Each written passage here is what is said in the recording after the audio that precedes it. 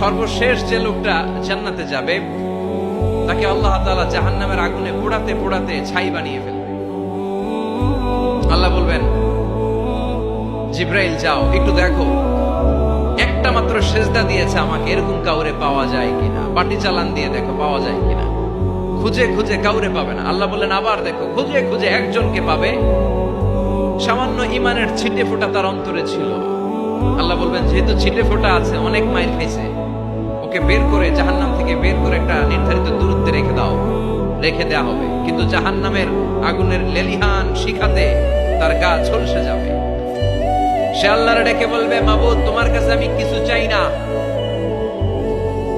জাহান্নাম থেকে তুমি আমাকে বের করেছো, জীবন নদীর পানি তুমি আমার গায়ের মধ্যে ঢেলে দিয়েছো, আমি আবার সজীবতা ফিরে পেয়েছি। আমি তোমার কাছে জান্নাত চাই না, শুধু নিরাপদ একটা দূরত্বে আমাকে রেখে আসো, যাতে জাহান্নামের আগুন আমারে কষ্ট দিতে না পারে।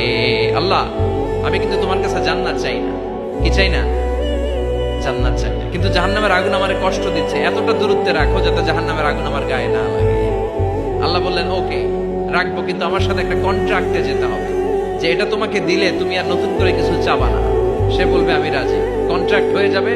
আল্লাহ জিব্রাইলকে বলবেন, যাও এমন দূরত্বে রাখো যাতে জাহান্নামের আগুনের কষ্ট না দেয়।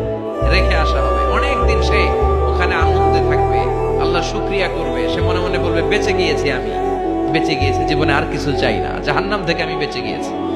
অনেকদিন থাকার পরে মনে মনে ভাববে, বাইসা তো গেছি, কিন্তু নতুন করে একটু ট্রাই করে দেখি, জাহান্নামের সৌন্দর্যের দৃশ্য একটু চোখ দিয়ে অবলোকন করা যায় কিনা। সে আল্লাহরে ডেকে বলবে, আল্লাহ ইনদি সুআল, আমার একটা ফরিয়াদ আছে। কি ফরিয়াদ? আল্লাহ আগেই বলে রাখি, আমি কিন্তু জান্নাতে যেতে চাই না। আল্লাহ বলবেন, কি চাও? সে বলবে, আল্লাহ তোমার জান্নাতটা তুমি কত সুন্দর করে বানিয়েছো, আমি একটা নজর শুধু দেখতে চাই। জান্নাতের দরজার সামনে নিয়ে যদি আমারে বসিয়ে রাখো, দ্যাটস ইনাফ, আর কিছু চাই না, শুধু জান্নাতের দরজার সামনে। আল্লাহ বললেন, তুই না ওয়াদা করেছিস, তুই না চুক্তি করেছিস। সে বলবে, আল্লাহ আমারে হতভাগা বানাইয়া তোমার কি লাভ? সুবহানাল্লাহ পড়েন,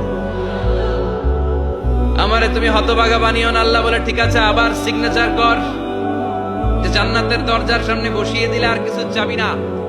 সে সিগনেচার করে বলে, আমি চাবো না। আল্লাহ বললেন, জিব্রাইল বেচারারে ধরে জান্নাতের গেটের সামনে বসায় দে। এবার জান্নাতের গেটের সামনে বসে বসে জান্নাতের সৌন্দর্য দেখা শুরু করবে। সুবহানাল্লাহ, এমন সৌন্দর্য যেটা চোখ দিয়ে কেউ দেখে নাই, কান দিয়ে শুনে নাই। ওই সৌন্দর্য চোখে দেখে, কান দিয়ে আওয়াজ শুনে মাগার ভোগ করতে পারে না। অন্তরে জ্বালা আছে না নাই? এয়ার কন্ডিশনের রুমে ঢুকতে না পারলেও, এয়ার কন্ডিশনের রুমের দরজার বাইরে দাঁড়ালো, এয়ার কন্ডিশনের রুমের একটা ঠান্ডা বাতাস গায়ে লাগে না? কথা বলেন। ও যখন জান্নাতের দরজার সামনে দাঁড়াবে, ওর গায়েও এরকম জান্নাতের ঠান্ডা বাতাসের হিমেল ছোঁয়া গাটাকে শীতল করে দিবে। ওই শীতল হয়ে যাওয়ার পরে আর তো সহ্য হবে না, আবার আল্লাহরে ডাকবে, মনে মনে ভাববে, আর একটু ট্রাই করি না, দোষ কি, আস্তে আস্তে অনেক দূর তো আগাইছি। সুবহানাল্লাহ কইবেন না?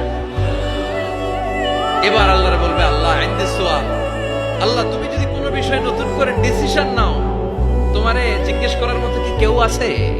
আল্লাহ বলে, না, আমি তো সব রাজার বড় রাজা, মহারাজা, আমার উপরে তো কারো কথা চলে না। ওই হতভাগা লোকটা বলবে, আল্লাহ এত সুন্দর জান্নাত তুমি বানালাম, চোখ দিয়ে সৌন্দর্য দেখি, কান দিয়ে আওয়াজগুলো শুনি, হুর আর গেলমান হেঁটে বেড়ায়, এত সুন্দর জান্নাত চোখ দিয়ে দেখি, ঢুকতে পারি না, আমারে কষ্ট দিয়ে তোমার কি লাভ?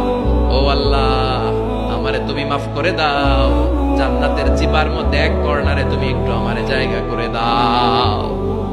আল্লাহ বলবেন, ওয়াই হাক ইবনা আদম, তোর ধ্বংস হোক হে আদম জাত, মা আগদারাকা, তোর যে বড় গাদ্দার আমি আমার সৃষ্টিকুলে কাউরে দেখি নাই, কারণ তুই আমার সাথে চুক্তি করিস আর চুক্তি ভঙ্গ করিস।